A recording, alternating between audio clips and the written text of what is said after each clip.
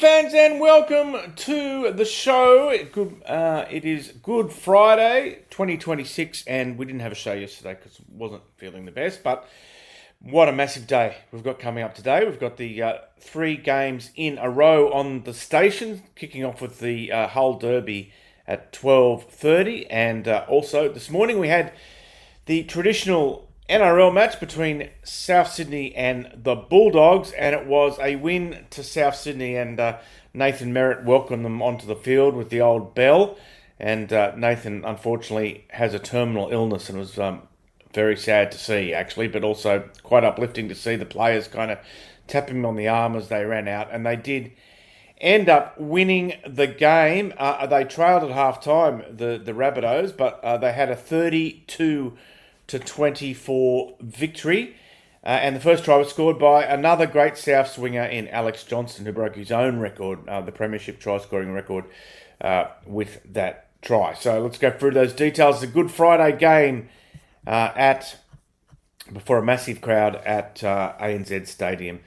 Accor as it is now, living in the past. Tries to Alex Johnston in the 4th minute, Latrell Mitchell in the 22nd, Tallis Duncan in the 46th, Cameron Murray in the 56th, Latrell Mitchell in the 65th, and total goals was 6 from 7. 6 from 7 for Latrell Mitchell, and for the Doggies, tries to Marcelo Montoya in the 9th minute, Lockie Galvin in the 30th, Satili Tupanua in the 36th, Connor Tracy in the 78th, and 4 goals from 5 attempts to Stephen Crichton. It was 18-12 at halftime to the Doggies, and that full-time score at Accor Stadium in the second game of the Easter weekend in the NRL, second game. It was South Sydney 32, Bulldogs 24, and we're going to try to bring you some audio from the matches that have been played so far this weekend, including that one, over the course of the next hour, and also we'll give you the score, the team news from the second NRL game today, which is Penrith and Melbourne. So stay tuned, and thanks for joining us on the show. Friday night NRL, and it was a real stunning performance from Manly. They led 52-0 with 10 minutes to go before the Dolphins scored 3 consecutive tries to make it, well, still not respectable, but more respectable. And of course, it comes at the end of a week in which Anthony Seibold, the coach of the Seagulls, was sacked, and his caretaker replacement was Keiran Foran. And we heard from Keiran Foran in his first ever media conference as an NRL head coach. Yeah, it was whirlwind week. It was crazy, but mate, that was an awesome effort. The boys were outstanding. I felt like that performance was coming. We've showed glimpses of that. We've been really, really good in patches. But the challenge for them this week was putting in a complete performance and doing it for longer periods. And I just thought, mate, the week was great. The boys were outstanding. Obviously, it was a huge week. There was a lot going on. You can't take away from that. But they turned up. They turned up tonight. Well, what could Kristian Woolf, the coach of the Dolphins, say about a performance like that? A 52-18 defeat? Let's have a listen and find out. Look, it is a bit of a mystery, yeah. I thought our preparation was good. I certainly didn't get any feels that bothered me before the game or anything like that. And if I look at the start of the game, I thought we started creating some opportunities there quite early, and we just became really ill-disciplined as the game went on. We were ill-disciplined with the ball. We showed when we get the first line break, and we were determined to get rid of it.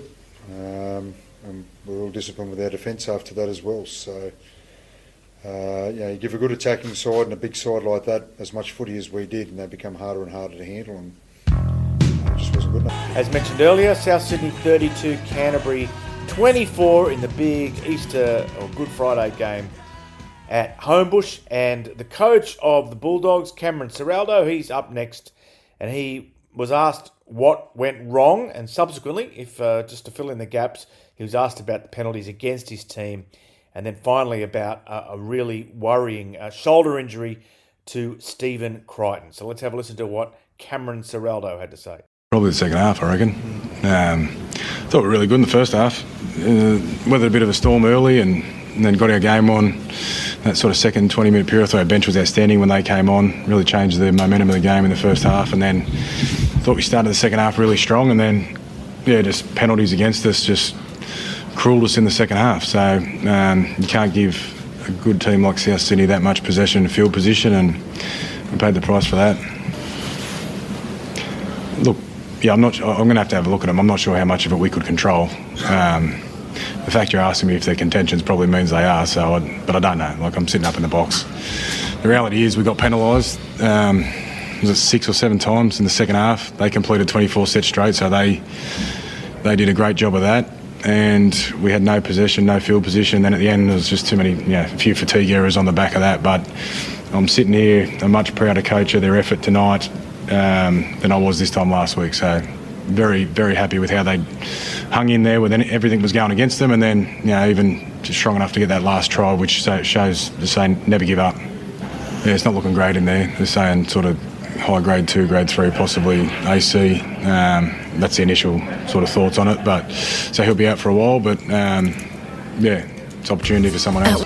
And finally, from this morning's game, if you're in the UK this morning, it was Nathan Merritt, who very, very sadly has been given just a year to live. He welcomed the teams onto the field and rang the South Sydney bell. It was rung at their very first game. And afterwards, Coach Wayne Bennett and also player Cameron Murray, they were asked for their thoughts about Nathan Merritt. I'm sure they did. We didn't talk a lot about it, but there was a lot of publicity about it and that. And I watched him ring the bell, and it was nice. I'm sure the boys all are familiar with his background and the great career at South Sydney. But as I said, we didn't spend a lot of time as a group talking about it. Yeah, he's a legend of this place, one of the great try scorers of this club, and very sad news, but it's good to see the club get around him and get him out here and raise some money for him. And I'm sure a lot of the boys in the change room, a lot of inspiration from him, particularly the ones that play with him that know him personally. For all of us juniors, he was one of us. He came through the system and came up the ranks, and he's South Sydney man through and through. So a lot of inspiration for people like me and AJ and Stretch and all the boys in there that came through a similar pathway. Let's now move on to the match that's just about to kick off. Kicks off on the hour at Combank Stadium at Parramatta, and it is a balmy 20 degrees there. A little bit cloudy, but very pleasant, I would imagine. Very pleasant. The teams are out. For Penrith, from fullback, Dylan Edwards, Thomas Jenkins, Paul Alamotti, Casey McLean, Brian To'o, Blaze Talangi, Nathan Cleary, captain. And the forwards are Moses Leota, Freddie Lussick, Lindsay Smith, Isaiah Papali'i, Liam Martin and Isaiah Yeo. The bench is Jack Cogger, Billy Phillips, Scott Sorensen, Luke Garner, Isaac Tungo and Billy Scott. And for the Storm, who of course are missing Tui Kamakamita after he suffered a suspected minor stroke at the start of last week, or this week actually. So Nick Meaney's back for them. But anyway, let's go through the team. Sua Falongo, Will Warbrick, Nick Meaney, Mania Waitiri, Tui Malatu Brown, Cameron Munster, Jerome Hughes, Stefan Oitukamanu, Harry Grant, captain, Josh King, Joe Chan, Cooper Clark, Trent Liero, Alec McDonald, Tyron Wishart, Davey Moali, Jack Hetherington, Lazarus Valipu, and Preston Conn. And our referee is Ashley Klein. The video referee is Chris Butler. And kickoff, as I said, is right at the end of this program. Anyway, on with the show. Time to fill you in on what's happening this weekend on rugbyleague.com as far as our live broadcasts are concerned. And wow, what a weekend we've got. 6 live games. And it all starts at 12:30 UK time today, which is in 2.5 hours. Ooh, I'm getting scared. I've got to do a fair bit of prep for this because I'm in the chair along with Ian Judson for Hull KR and Hull at Seal Group Craven Park at 12:30. after that, from Olympic Legacy Park, Mick Gledhill will be bringing you Sheffield and Doncaster. And then, again, not long after that, the same man is catching a cab from, to Odsal Stadium, and he'll be calling Bradford and Leeds.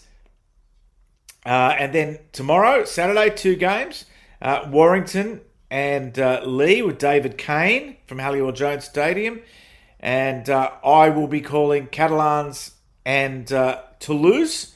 And that is a bit later in the evening. And then the one game on Sunday is Castleford and Wakefield. Castleford and Wakefield from the One Bore Stadium. And that'll be Matt Horton. So there you go. 6 games on rugbyleague.com this weekend, where too much league clearly isn't enough.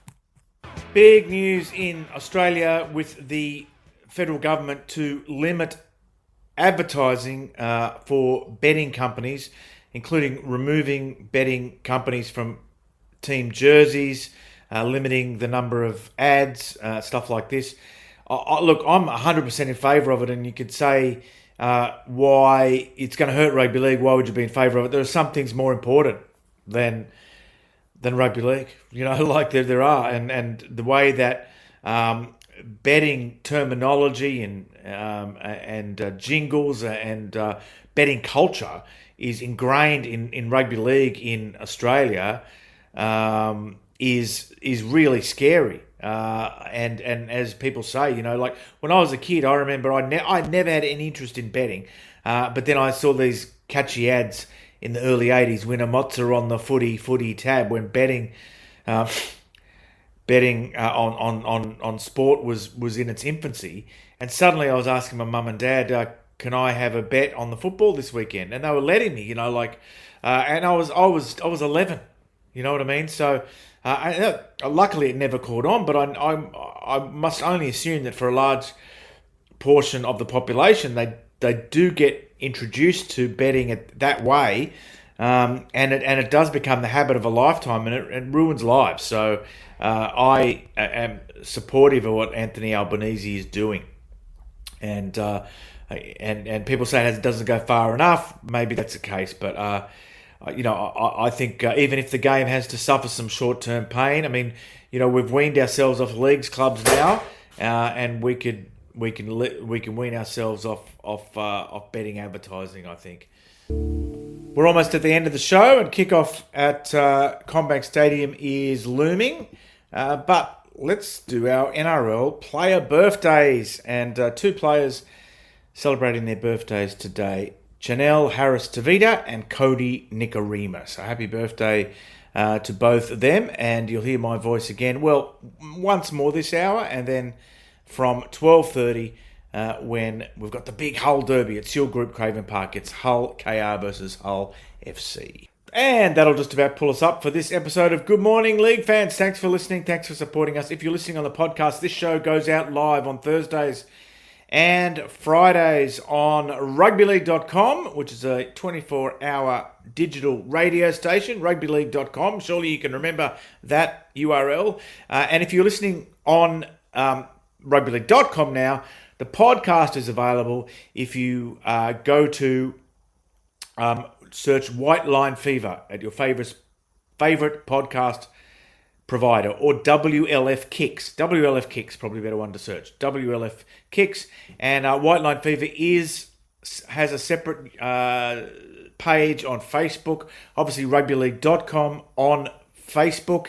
And if you want to hear the shows on demand first, the place to go is patreon.com/White Line Fever. Patreon.com/White Line Fever. You can support the show and get a lot of exclusive content there. Okay, that's it. Enjoy your Easter Rugby League.